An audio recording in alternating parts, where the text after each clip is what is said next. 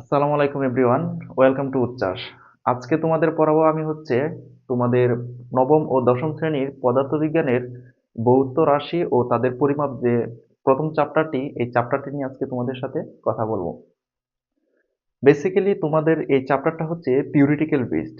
এখানে তোমাদের mathematical term খুবই কম, তোমাদের ফর্মুলা তেমন একটা নেই। তবে এই লেসনটা তোমাদের এমসিকিউ এর জন্য খুবই গুরুত্বপূর্ণ। তোমাদের প্রিভিয়াস ইয়ারের যে বোর্ড কোয়েশ্চেনগুলো সেখানে সেখানে যদি তোমরা একটু অ্যানালাইসিস করো তাহলে দেখতে পাবা তোমাদের সিকিউ এর চাইতে এমসিকিউ পার্টটা বেশি ইম্পর্টেন্ট এই ভৌত রাশি ও পরিমাপ যে লেসনটি। সো বেসিক্যালি এই অধ্যায়টা আমি ৩টা পার্টে বিভক্ত করেছি। আজকে তোমাদের পার্ট 1 লেসনটা শেষ করব। পরবর্তীতে আমি তোমাদের এই পার্ট 2 এবং সর্বশেষ পার্ট 3 যে রয়েছে সেটাতে আমি তোমাদের ম্যাথমেটিক্যাল যে টার্মের ইস্যুগুলা, ফর্মুলাগুলা ইউজ করে কিভাবে তোমরা যন্ত্রপাতির পরিমাপ নির্ভুলতা যাচাই করবা সেগুলো আমি একটু দেখিয়ে দিব।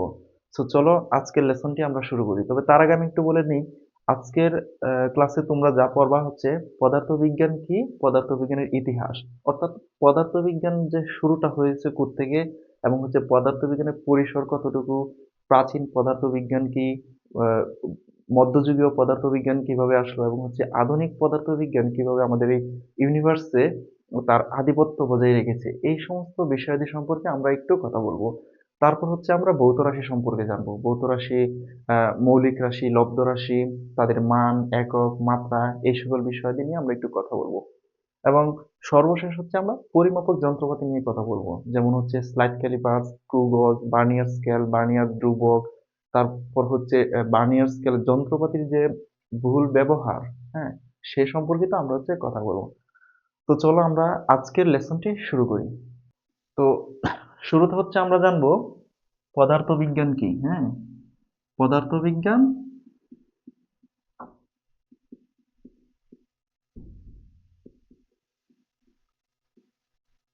পদার্থবিজ্ঞান কি, হোয়াট ইজ ফিজিক্স। বেসিক্যালি তোমরা যারা সদ্য নবম শ্রেণীতে উঠেছ, পদার্থবিজ্ঞান কনসেপ্টটা তোমাদের কাছে একদম নতুন। পদার্থবিজ্ঞান সম্পর্কে তোমাদের তেমন একটা ধারণা নেই। পদার্থবিজ্ঞানটা আসলে আসলো কোত্থেকে এবং পদার্থবিজ্ঞান সম্পর্কিত বিষয়াবলী নিয়ে তোমাদের তেমন একটা ধারণা নেই। সো আমি যদি একদম শুরু থেকে তোমাদের এই বিষয়টা নিয়ে কথা বলি, তাহলে পদার্থবিজ্ঞান কি। আমরা যদি একটু ডিপলি বলি, পদার্থবিজ্ঞান বিজ্ঞানের অন্যান্য শাখার মতোই একটি শাখা। তবে হ্যাঁ, পদার্থবিজ্ঞান বিজ্ঞানের সবচাইতে কি, সবচাইতে প্রাচীনতম শাখা, সবচাইতে প্রাচীনতম শাখা। বিজ্ঞানে যেমন অন্যান্য শাখা রয়েছে, যেমন রসায়ন, জীববিজ্ঞান, গণিত, এই সকল বিজ্ঞানের চাইতেও পদার্থবিজ্ঞান সবচাইতে প্রাচীন, কারণ এই পদার্থবিজ্ঞানের উপর বেস করেই পরবর্তীতে রসায়ন, তারপর জীববিজ্ঞান, এই সকল বিজ্ঞানের আবিষ্কার বা আবির্ভাব হয়।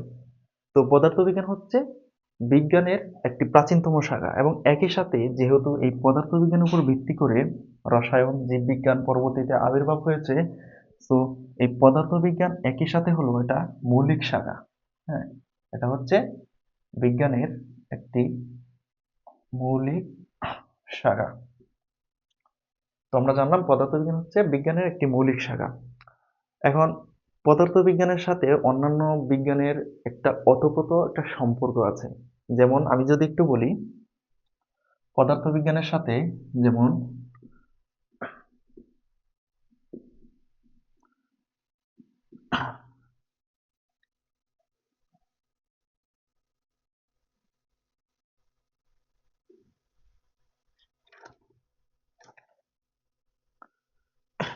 আচ্ছা, এরপর পদার্থবিজ্ঞানের ডেফিনেশন কি।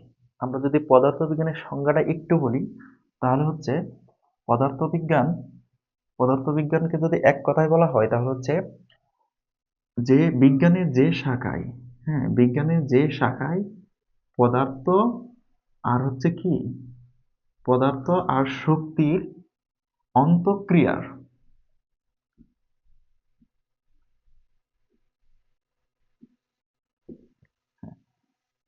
বিজ্ঞানের যে শাখায় পদার্থ আর শক্তির অন্তঃক্রিয়া নিয়ে আলোচনা করা হয়, তাই হচ্ছে কি পদার্থবিজ্ঞান। তাহলে আমরা এখানে কি পেলাম? পদার্থ আর হচ্ছে শক্তি।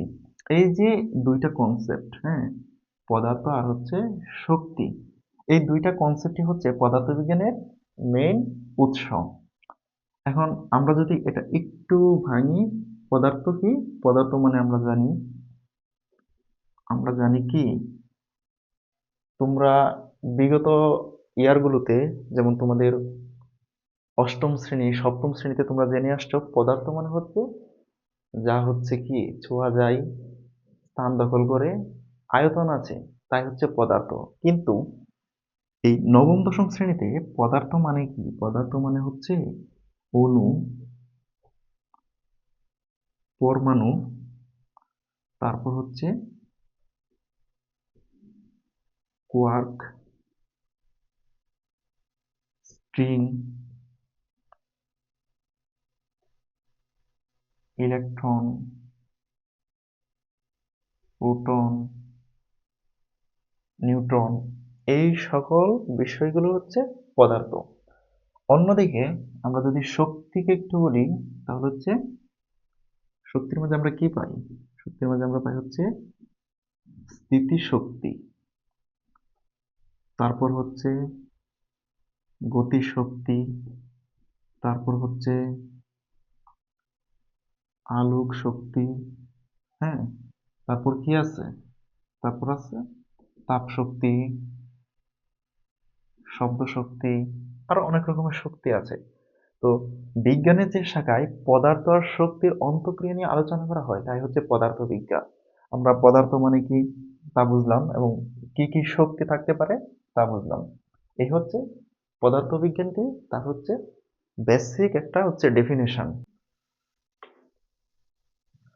এরপর হচ্ছে আমরা জানবো পদার্থবিজ্ঞানের পরিসর।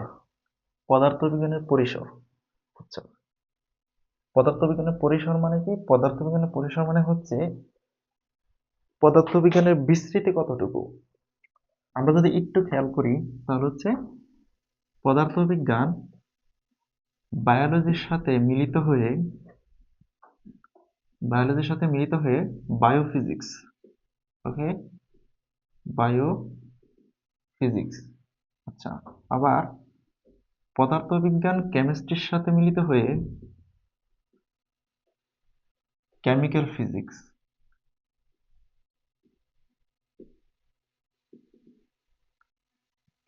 পদার্থবিজ্ঞান অ্যাস্ট্রোনমির সাথে মিলিত হয়ে, কার সাথে? অ্যাস্ট্রোনমি, অ্যাস্ট্রোনমি, অ্যাস্ট্রোনমির সাথে মিলিত হয়ে কি? অ্যাস্ট্রোফিজিক্স, অ্যাস্ট্রো অ্যাস্ট্রো অ্যাস্ট্রোফিজিক্স গঠন করে। এছাড়া হচ্ছে তোমার পদার্থবিজ্ঞান আর কার সাথে যুক্ত হয়? পদার্থবিজ্ঞান আর কার সাথে যুক্ত হতে পারে? পদার্থবিজ্ঞান হচ্ছে তোমার এই ভূতত্ত্বের সাথে, পদার্থবিজ্ঞান ভূতত্ত্বের সাথে যুক্ত হয়ে জিওফিজিক্স, জিও জিওফিজিক্স গঠন করে। তো হচ্ছে মোটামুটি পদার্থবিজ্ঞানের পরিসর ব্যাপক। বিজ্ঞানের অন্যান্য শাখাগুলোর সাথে পদার্থবিজ্ঞানের সম্পর্ক খুবই খুবই খুবই গভীর, এবং তার কানেক্টিভিটি অন্যান্য বিজ্ঞানের সাথে খুবই বেশি। সো তোমরা দেখতেই পাচ্ছ পদার্থবিজ্ঞানের পরিসরটা ব্যাপক। সো আমরা জানলাম পদার্থবিজ্ঞানের পরিসর কেমন, কতটুকু।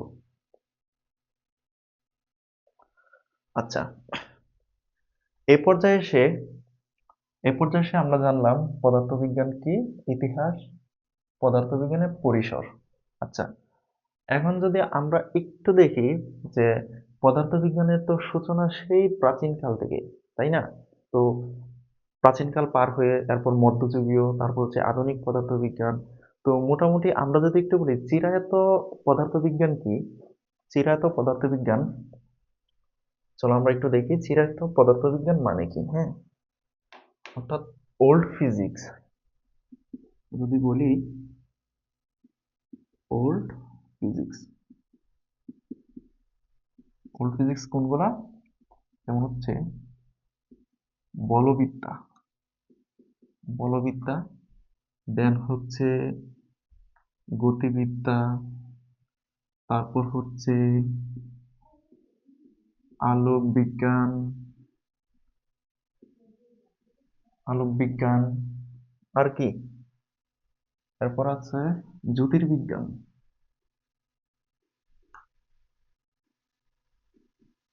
জ্যোতির্বিজ্ঞান এই হচ্ছে মোটামুটি চিরায়ত পদার্থবিজ্ঞানের, আহ, যেগুলোকে মূলত বলা হয় চিরায়ত পদার্থবিজ্ঞান বা হচ্ছে ওল্ড ফিজিক্স।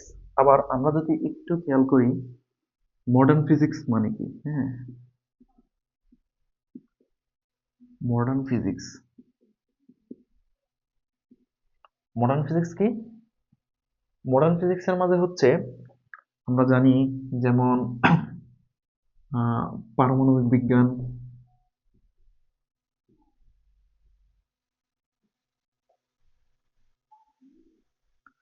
পারমাণবিক বিজ্ঞান, তারপর হচ্ছে নিউক্লিয় পদার্থবিজ্ঞান,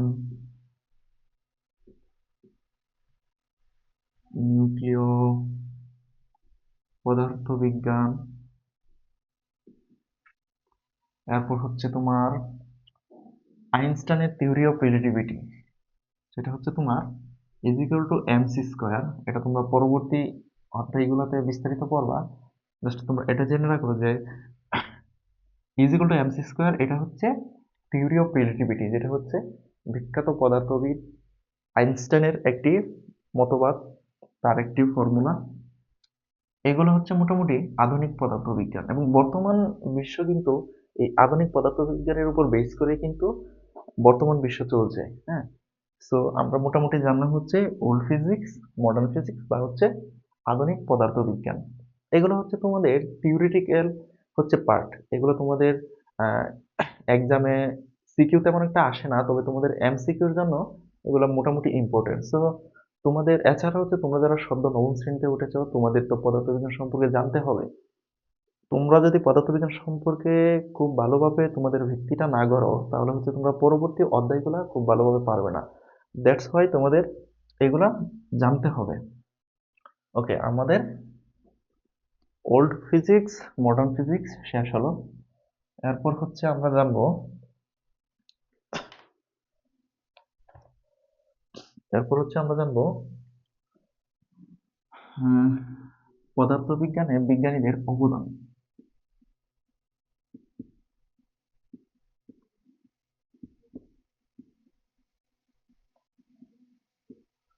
পদার্থবিজ্ঞানে বিজ্ঞানীদের অবদান।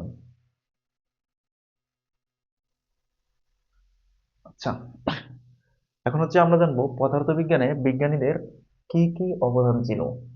কি কি অবদান ছিল? পদার্থবিজ্ঞানের যাত্রাটা মূলত শুরু হয়েছিল কোন বিজ্ঞান দিয়ে? সেটা হচ্ছে জ্যোতির্বিজ্ঞান। জ্যোতির্বিজ্ঞান হচ্ছে পদার্থবিজ্ঞানের একদম শুরু। হ্যাঁ,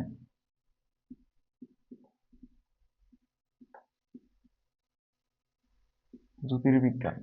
এই যে পদার্থবিজ্ঞানে তোমাদের এই চ্যাপ্টারে পদার্থবিজ্ঞানে বিজ্ঞানীদের অবদান নিয়ে যে বিভিন্ন কথাবার্তা আছে, যেমন হচ্ছে কোন বিজ্ঞানী কি আবিষ্কার করেছে, কোন বিজ্ঞানী কি মতবাদ দিয়েছে, কোন বিজ্ঞানী থিওরি কি, কোন বিজ্ঞানী কোন ফর্মুলা দিয়েছে, এই সকল বিষয়গুলো হচ্ছে তোমাদের সবগুলো হচ্ছে এমসিকিউ এর জন্য।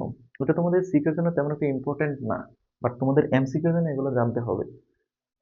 তো কি পদার্থবিজ্ঞান অবদান যেমন স্টার্ট হয়েছে জ্যোতির্বিজ্ঞান দিয়ে, পরবর্তীতে বিজ্ঞানী ট্যালিস, হ্যাঁ বিজ্ঞানী ট্যালিস, বিজ্ঞানী ট্যালিস কি করেছেন? সূর্যগ্রহণের ভবিষ্যৎবাণী করেন।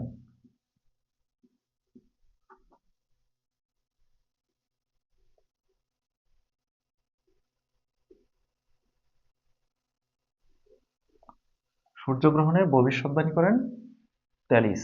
তারপরে হচ্ছে লোড লেডস্টোন,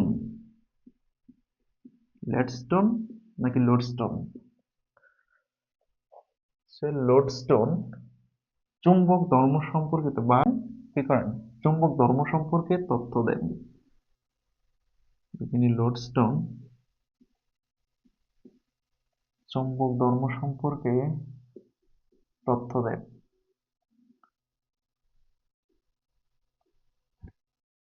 ট্যালিস সূর্যগ্রহণের ভবিষ্যৎবাণী করেন।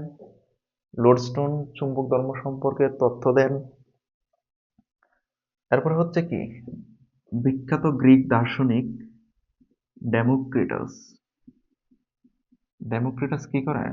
ডেমোক্রিটাস সর্বপ্রথম হচ্ছে পদার্থের অবিভাজ্য একক, হ্যাঁ, অবিভাজিত একক, পদার্থের অবিভাজ্য পদার্থের অবিভাজ্য একক কি? অ্যাটম। অ্যাটম বা হচ্ছে পরমাণু। পদার্থের অবিভাজ্য একক অ্যাটম সম্পর্কে ধারণা দেন কে? বিজ্ঞানী ডেমোক্রিটাস। এটা হচ্ছে খুবই গুরুত্বপূর্ণ তোমাদের এমসিকিউ এর জন্য। বিজ্ঞানী ডেমোক্রিটাস পদার্থের অবিভাজ্য একক বা অ্যাটম পরমাণু সম্পর্কে ধারণা দেন। এরপর হচ্ছে আস্তারিকাস।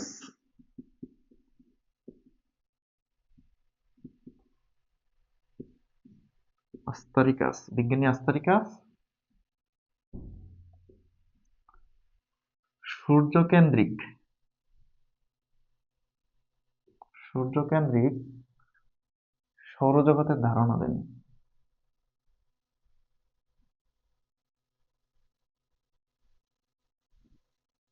বিজ্ঞানী আস্তারিকাস কি করেন?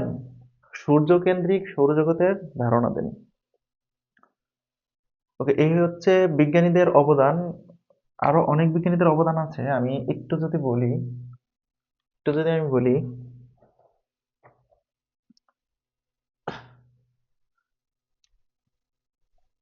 আস্তারিকাস সূর্যকেন্দ্রিক সৌরজগতের ধারণা দেন। এই হচ্ছে মোটামুটি আদি যুগে, হ্যাঁ, পদার্থবিজ্ঞানের একদম সূচনা লগ্নে বিভিন্ন বিজ্ঞানীদের তত্ত্ব, ধারণা, থিওরি। এরপর হচ্ছে কি, এরপর প্রায় দেড় হাজার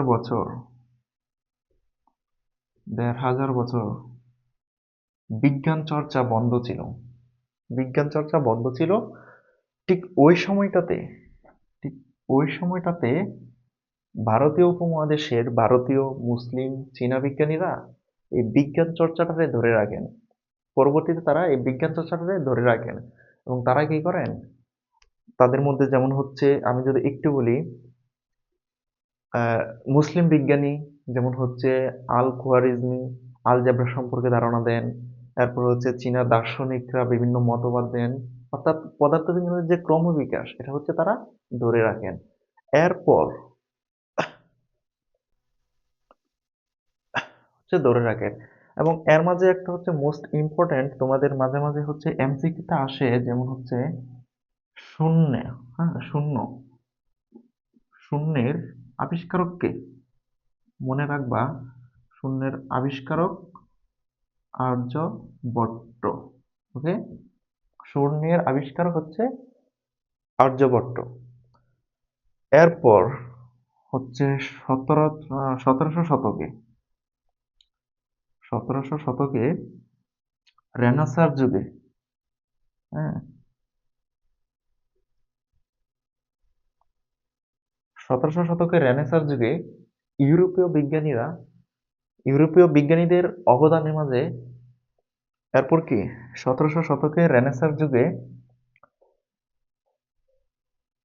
ইউরোপীয় বিজ্ঞানীদের মাধ্যমে পদার্থবিজ্ঞান চর্চায় এক ম্যাসিভ রেভলিউশন ঘটে।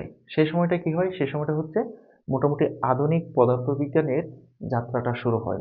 সেই সময় অনেক বিজ্ঞানী অনেক ধরনের অবদান রাখে, তাদের হচ্ছে থিওরি দেয়, অনেকে ফর্মুলা দেয় এবং হচ্ছে এই যে বর্তমান পদার্থবিজ্ঞানের যে ক্রমবিকাশ তার সূচনা লগ্ন কিন্তু শুরু হয়েছিল সেই 1700 শতকে এবং তা হচ্ছে ইউরোপীয় বিজ্ঞানীদের হাত ধরেই। আচ্ছা, তাহলে হচ্ছে মধ্যযুগীয় বা 1700 শতকে বিজ্ঞানীদের অবদানটুকু যদি আমরা একটু খেয়াল করি, সে সময় কোন বিজ্ঞানী কি অবদান রাখেন? বিজ্ঞানী কোপার্নিকাস।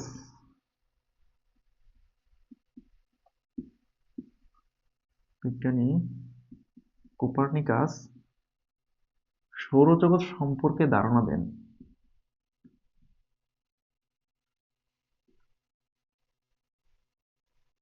বিজ্ঞানী কোপার্নিকাস কি করেন? সৌরজগৎ সম্পর্কে ধারণা দেন, কিন্তু সে যে থিওরিটা দিয়েছিল সেটার কোনো গাণিতিক ব্যাখ্যা বা গাণিতিক প্রমাণ ছিল না সে সময়।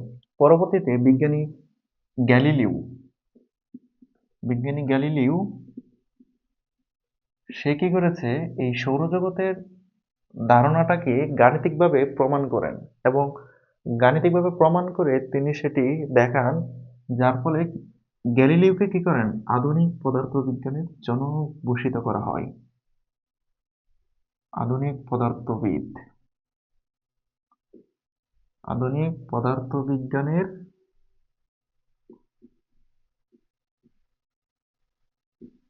জনক। তোমাদের এটা একটা এমসিকিউ হতে পারে, আধুনিক পদার্থবিজ্ঞানের জনক কে?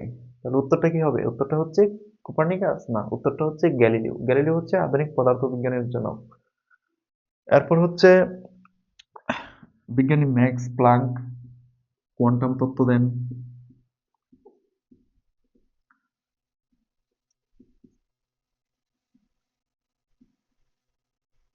বিজ্ঞানী ম্যাক্স প্লাঙ্ক কোয়ান্টাম তত্ত্ব দেন।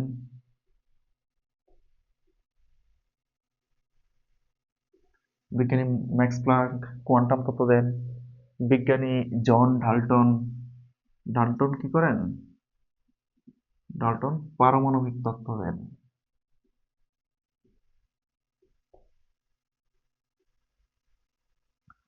পারমাণবিক তত্ত্ব দেন কে? John Dalton. এবং থমসন, বিজ্ঞানী থমসন কি করেন? পরমাণুর ভিতর, হ্যাঁ, পরমাণুর ভিতর ইলেকট্রনের আবিষ্কার করেন। তার নেগেটিভ চার্জের আবিষ্কারক কে? বিজ্ঞানী থমসন। এছাড়া বিজ্ঞানী রাদারফোর্ড, রাদারফোর্ড কি করেন? রাদারফোর্ড পরমাণু কেন্দ্রে নিউক্লিয়াস আবিষ্কার করেন। হ্যাঁ, পরমাণু কেন্দ্রে নিউক্লিয়াস আবিষ্কার করেন কে? বিজ্ঞানী রাদারফোর্ড।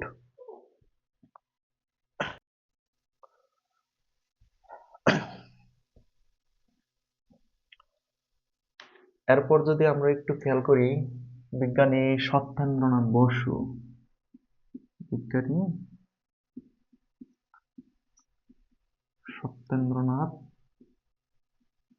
বসু তিনি কি করেন? বিজ্ঞানী সত্যেন্দ্রনাথ বসু কোয়ান্টাম সংখ্যা নিয়ে তিনি গবেষণা করেন, এবং গবেষণার এক পর্যায়ে তিনি এক শ্রেণীর এমন একটা কণা পান, যেই কণার নাম অনুসারে সেই কণার নাম দেওয়া হয় বোজন কণা। বোজন কণা। বিজ্ঞানী সত্যেন্দ্রনাথ বসু কোয়ান্টাম সংখ্যা নিয়ে গবেষণা করে এক পর্যায়ে এক শ্রেণীর কণা আবিষ্কার করেন, এবং যেই কণার নাম দেন কি? বোজন কণা। এছাড়া একই সাথে বিজ্ঞানী সত্যেন্দ্রনাথ বসুকে কোয়ান্টাম সংখ্যায়ন তত্ত্বের জনক বলা হয়। কিসের জনক? কোয়ান্টাম সংখ্যায়ন তত্ত্বের। কোয়ান্টাম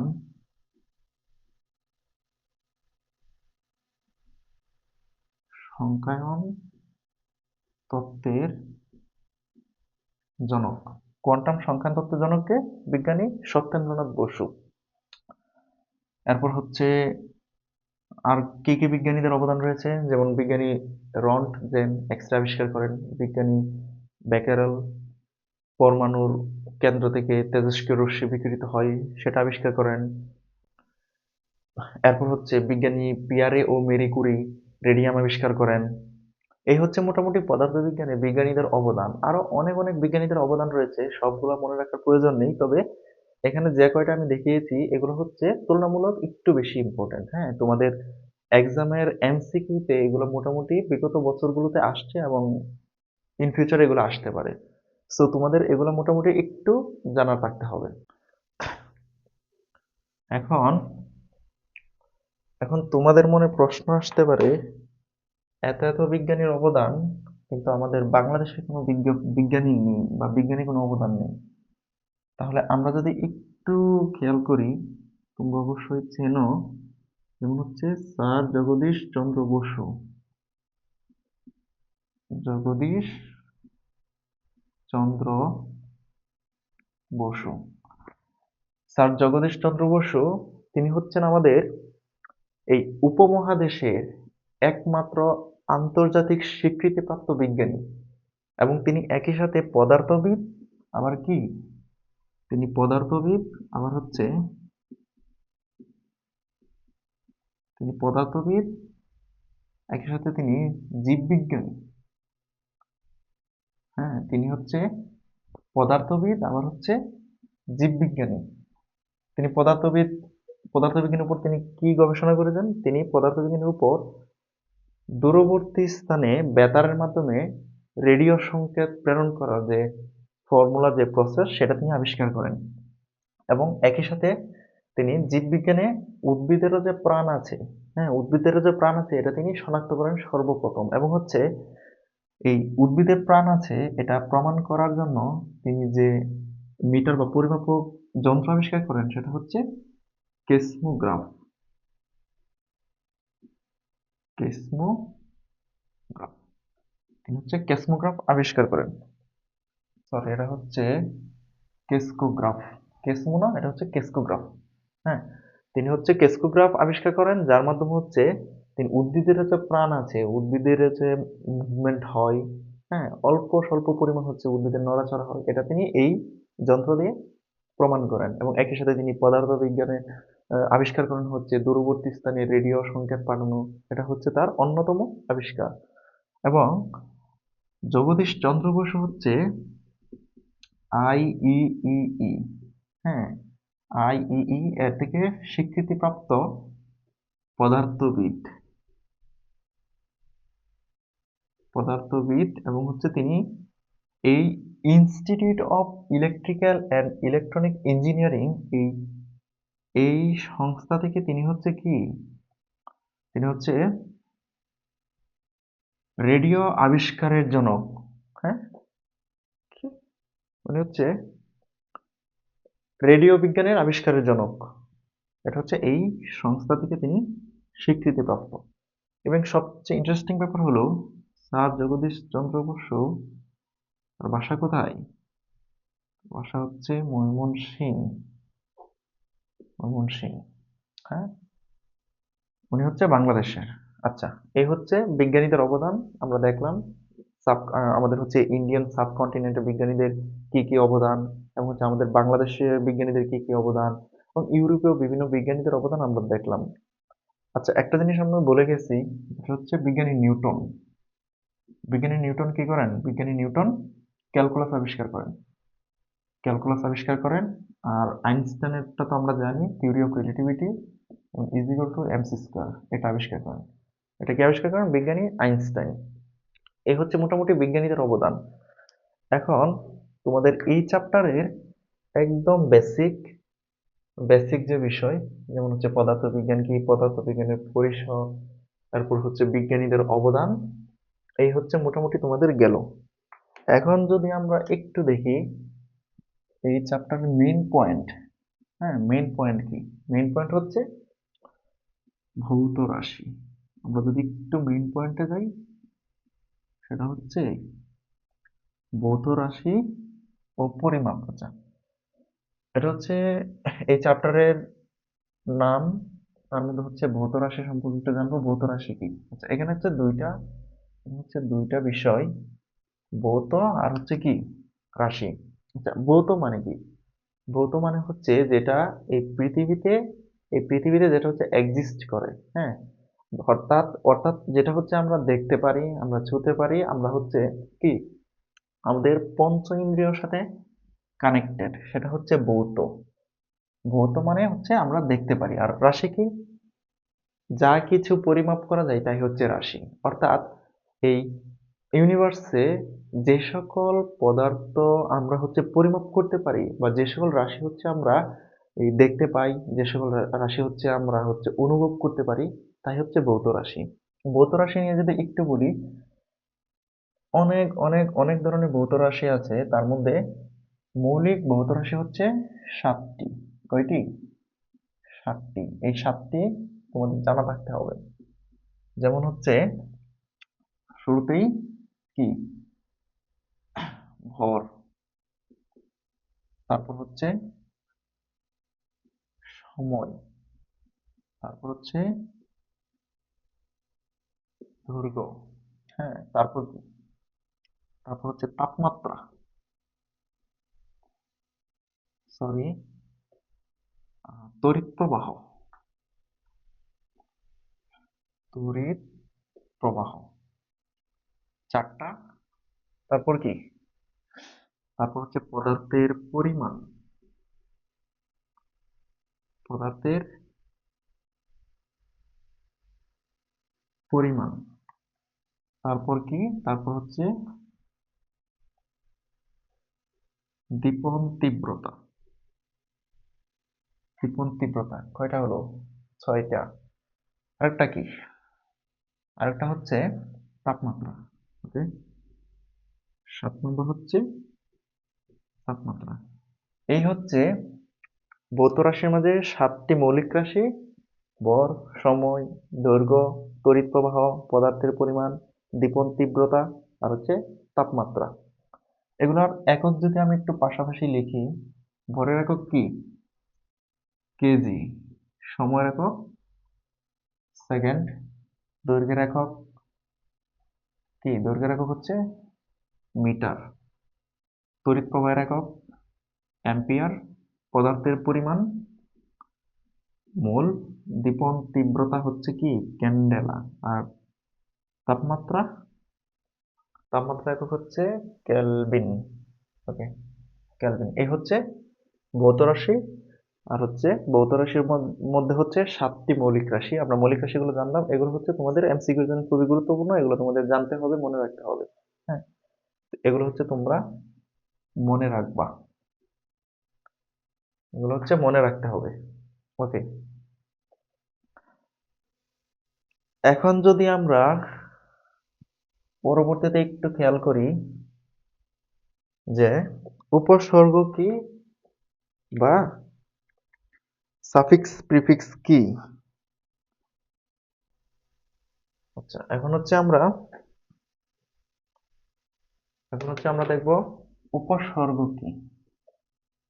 উপসর্গ বা হচ্ছে গুণিতক।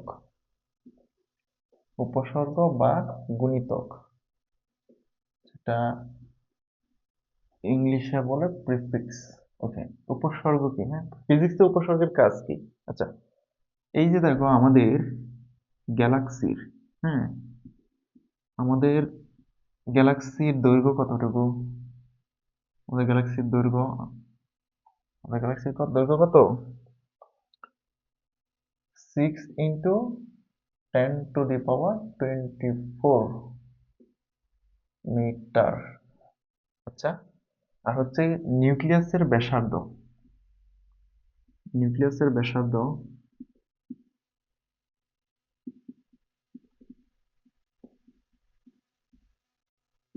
নিউক্লিয়াসের ব্যাসার্ধ কত? 1 × 10⁻15 মিটার। আচ্ছা, এই যে গ্যালাক্সি, এই যে আমাদের হচ্ছে গ্যালাক্সির দূরত্ব 6 × 10⁻24, নিউক্লিয়াসের ব্যাসার্ধ 1 × 10⁻15। এখানে এই যে দেখো, একটু খেয়াল করো, এটা যদি আমরা নর্মালি লিখি তাহলে কি হবে? 10 এর পর কয়টা শূন্য আসবে?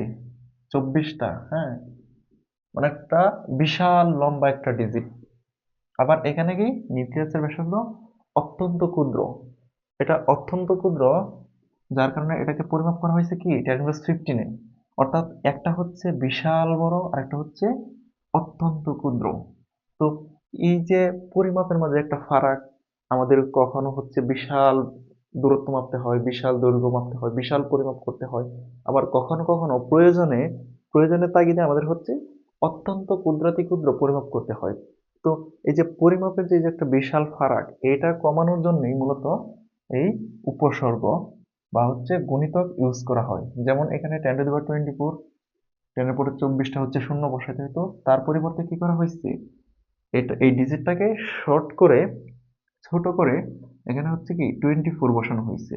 তেমনি নিউক্লিয়াসের ব্যাসার্ধ এটা হচ্ছে অত্যন্ত ক্ষুদ্র, দেখা গেছে যে তোমাদের আহ, দশমিকের পর 000 এভাবে অনেক দূর, যে কারণে এটাকে উপসর্গ বা গুণিতক আকারে কি ছোট করা হয়েছে। তো এই উপসর্গ বা গুণিতকটা মূলত হচ্ছে আমাদের পরিমাপে সহজতর করার জন্য ইউজ করা হয়।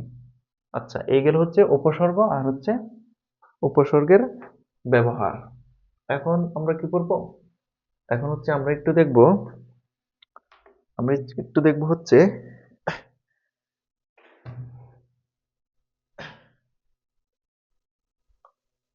এখন আমরা দেখব মাত্রা। আচ্ছা, মাত্রা, মাত্রা কি, মাত্রা কি, মাত্রা হচ্ছে যেমন আমরা যে রাশিগুলো ইউজ করি, হ্যাঁ আমরা যে রাশিগুলো ইউজ করি, রাশিতে কি থাকে, যেমন হচ্ছে যদি একটু বলি, যেমন হচ্ছে আহ বেগ, বেগ হচ্ছে দূরত্ব বাই, দূরত্ব বাই কি, সময়, দূরত্ব বাই সময়, দূরত্বের একই এল, আর সময় টি, এল টি ইনভার্স 1, তাই না? আচ্ছা, তো এই যে বেগ একটা রাশি, হ্যাঁ এই রাশিতে কি দূরত্ব সময় এক একটা কি মৌলিক রাশি, অর্থাৎ কোনো রাশিতে একাধিক মৌলিক রাশির যে সূচকে থাকে, হ্যাঁ যে সূচকে থাকে তাই হচ্ছে মাত্রা।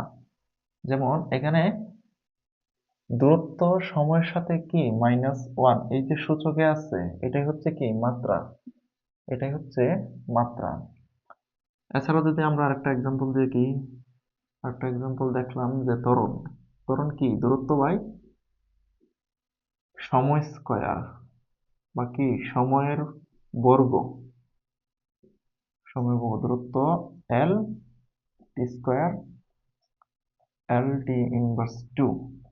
এখানে মাত্রা কত, এখানে মাত্রা হচ্ছে এই যে এটা, হ্যাঁ -2 ইনভার্স 2, এই হচ্ছে মাত্রা।